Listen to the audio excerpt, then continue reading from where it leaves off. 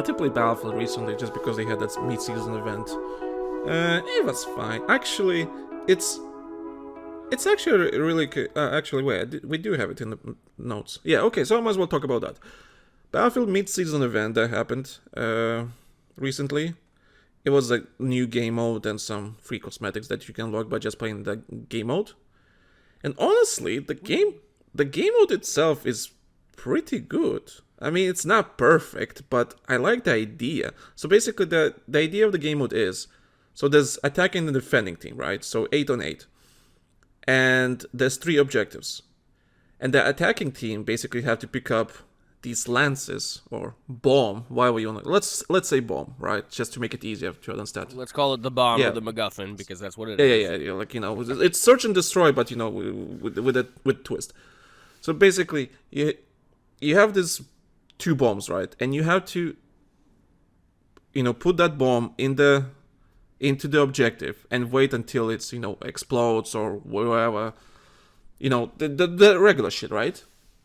Yeah, I believe this is called rush or obliteration. Yeah, but it's not that. It's basically attacking and defending, and it's more search and destroy type of game mode, but with a twist. So it's basically that, and it's respawns. You know, so you don't have any tickets or anything, and the way the game calculates, you're on a timer, so you have to destroy all these 3 objectives on a timer, and if you don't, there's halftime. Well, there's halftime regardless. So you switch from attacking to defense, you know, so you play 2 rounds. And the team that destroyed more objectives, or quicker, you know, they win the game. So the idea itself is really good, and it's actually kind of surprising how competitive it can get if you have the right teams, you know, the right players that actually care. So and I remember people always making fun of Battlefield. Oh, Battlefield and competitive, that's never happening, because, yeah, I agree, it's a meme these days, but I think this game mode proves that Battlefield can be competitive if done right. Yeah, we've known this though. Yeah, we know. I mean, this is nothing new. I mean, it's not even that we've known. I mean, it was done. It was tested. 2 different games. I mean, the competitive mode was tested in CTE and Battlefield 4. Competitive mode was tested very briefly in CTE and BFV. Or Battlefield 1. So, I mean, it's not anything new. It's just they've never embraced it, really, from what we can put together over the years. They know it's there. They know it's potential. They know it's possible. They just don't do it. They don't embrace it.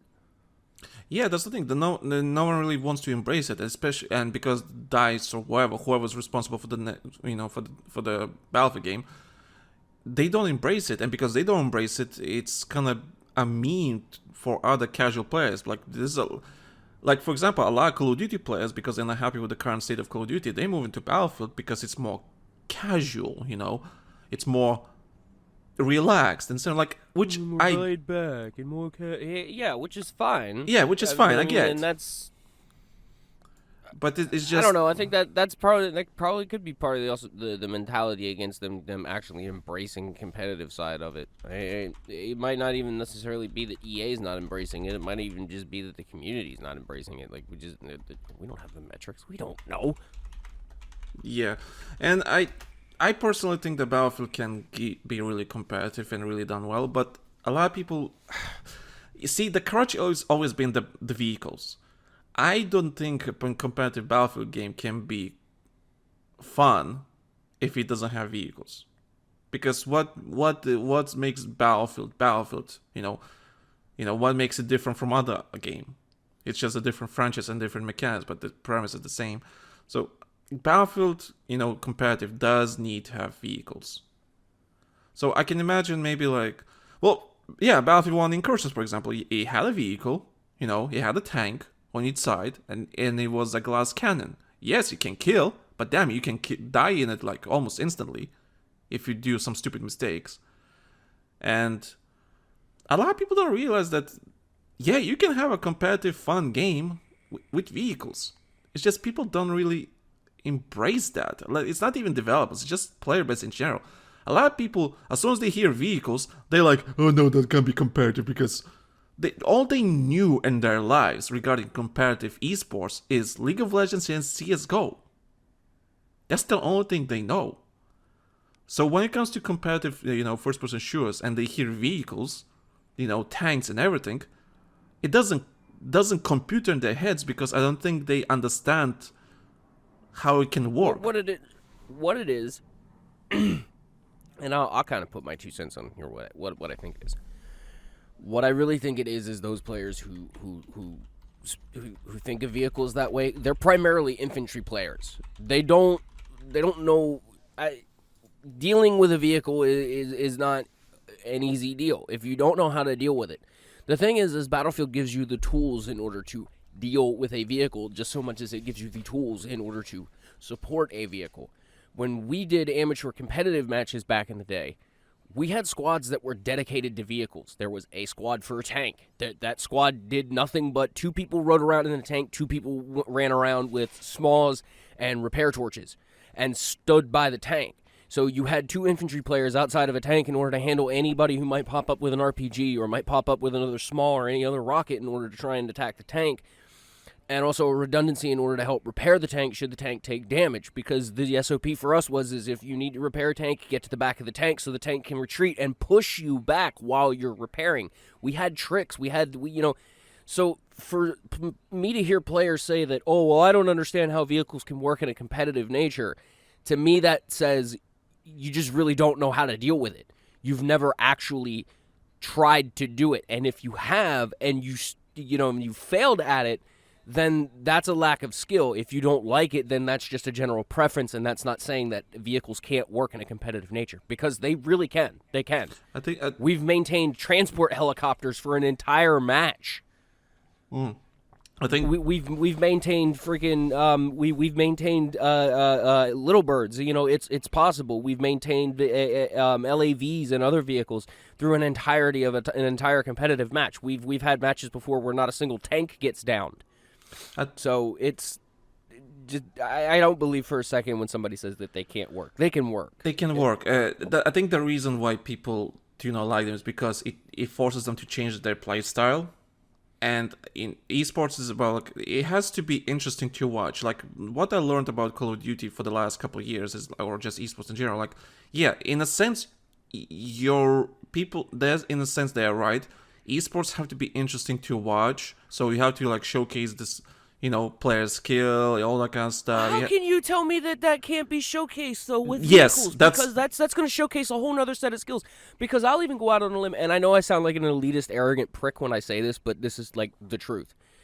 I've watched a lot of competitive CS:GO and esports and shit like that. They fall into routines, and whomever can do their routines the best wins. Well, that's everything. Vehicles are an element of chaos in that. And I'm not trying to say that these players are simple-minded. What they're doing is they're making their playstyle as simplistic as they possibly can in order to achieve their goals. There's nothing wrong with that whatsoever. I see vehicles as throwing an element of chaos into that whole mix. Because if you're primarily an infantry player, you're looking at a map as for what routes can I take in order to get flanking positions, what routes can I take in order to get around potential obstacles, up to and including, in my scenario, vehicles. Because if I'm not equipped to deal with a tank, I'm not going to pop out and shoot at a damn tank. I'm going to find a route that I can take where I can flank that thing, get around it, and get out of its line of fire so that either a squad mate can spawn on me with the tools in order to deal with the vehicle, or we just keep going and let the squad that's actually equipped to deal with the vehicle, or another vehicle deal with the vehicle. So that's an element of chaos, but I welcome that element of chaos, though. So again, this is a matter of subjective opinion on the whole ordeal. Yeah, and also about a lot of esports, like I said, the only thing they know is CS:GO and League of Legends, and there's no precedent. Yeah, no. So a lot of these games, like since esports were born, a lot of people always looked at this esports as like always in the individual skill of the player that makes it interesting to watch. But Battlefield has never been about individual itself. Yes, it's really it's about the effort of the individual to help the team. Yes, it's always been about the team effort. So it's like there's a reason why I always compare Battlefield to football or soccer for Americans. I always compare to that sport. So or any other esport, maybe it's basketball, like CS:GO or League of Legends. Where one player can have a decisive impact on the game. While in Battlefield, a more unified team has more chances to win the game than a team of full individual, superstars.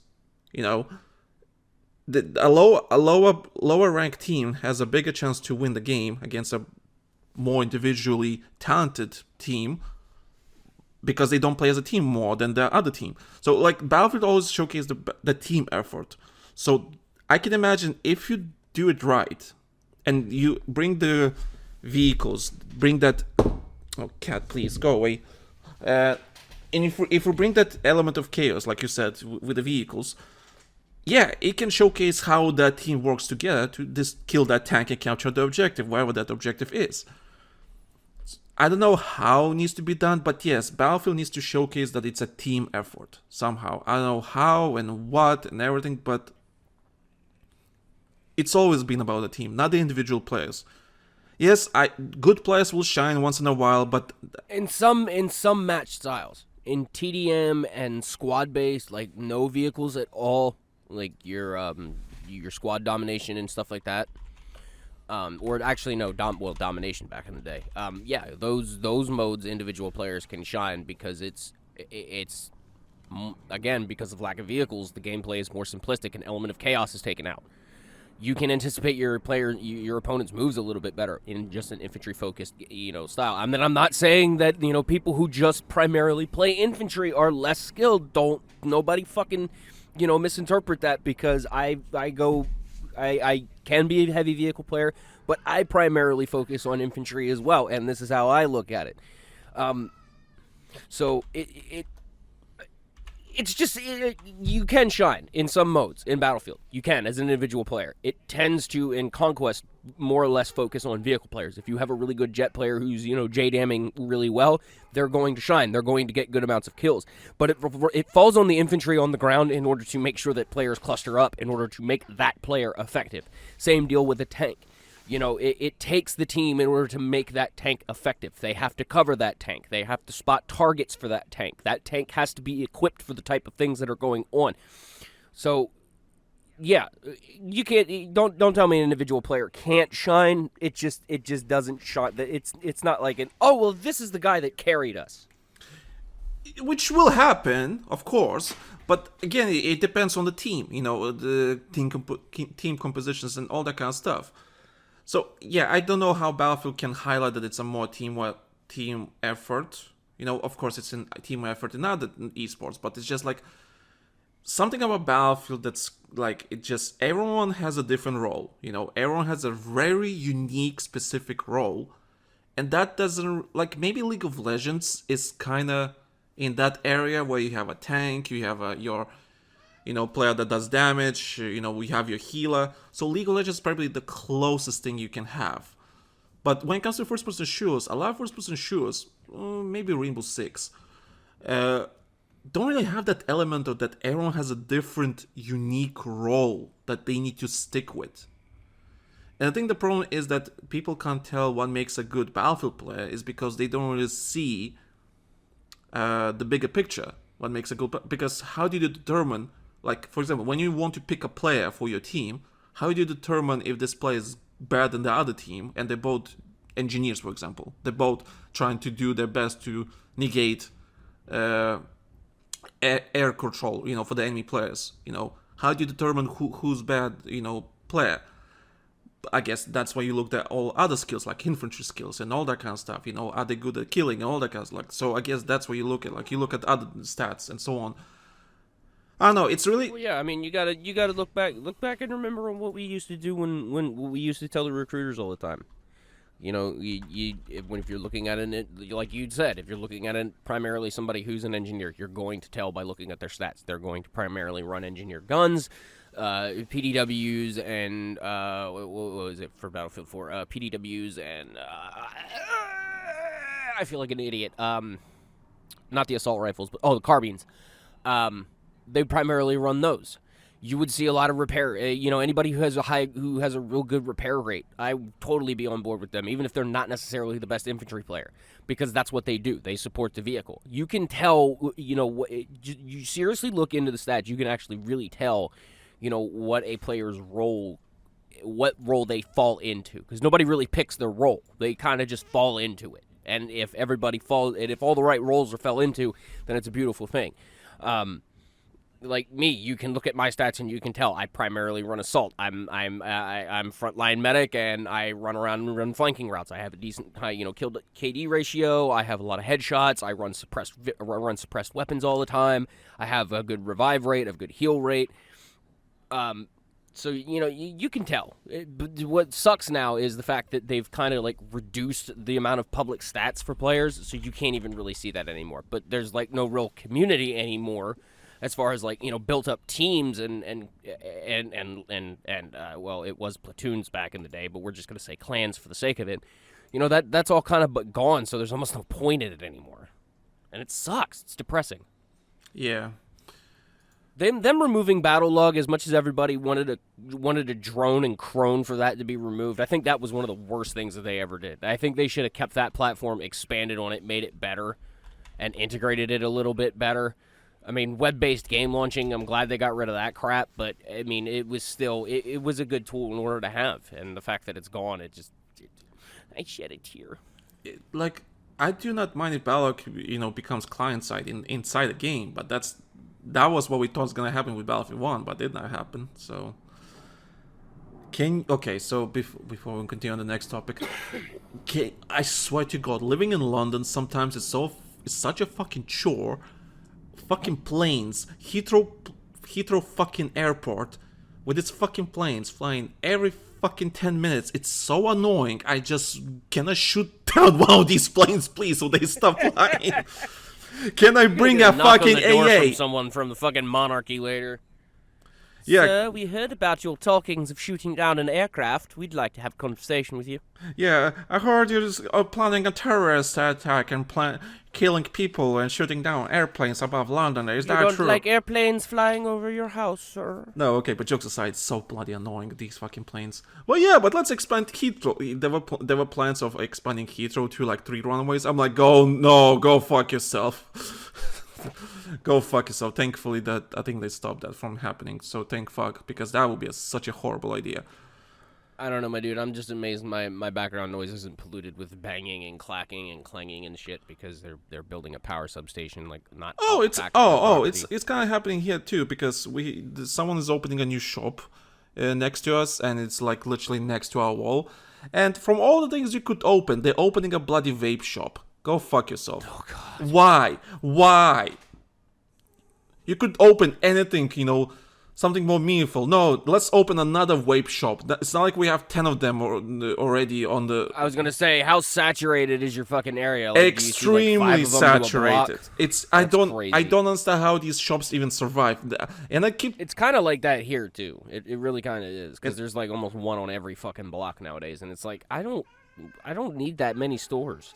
And I keep telling... It's all mostly the same stuff. It's all mostly the same prices, because it's all the same market price that everybody's getting from the same vendor. So it's like, why? I mean, because you can go into gas stations and get this shit nowadays, too. Yeah. And what annoys me most is... I keep telling Mateo that I have a feeling this is some money laundering scheme, because I don't understand. And my cat is very active for some reason. Otto, I really love you, but can you shut the fuck up? Thank you. Alright, this recording... We're so salty today, holy shit. So professional and so happy. We're just saying fuck everything. The cynicism is on full blast. Oh yeah, today we are really salty. And there's another plane flying above my head, fuck me. It heard you the first time and wanted to test your results. Oh yeah, definitely. Yeah.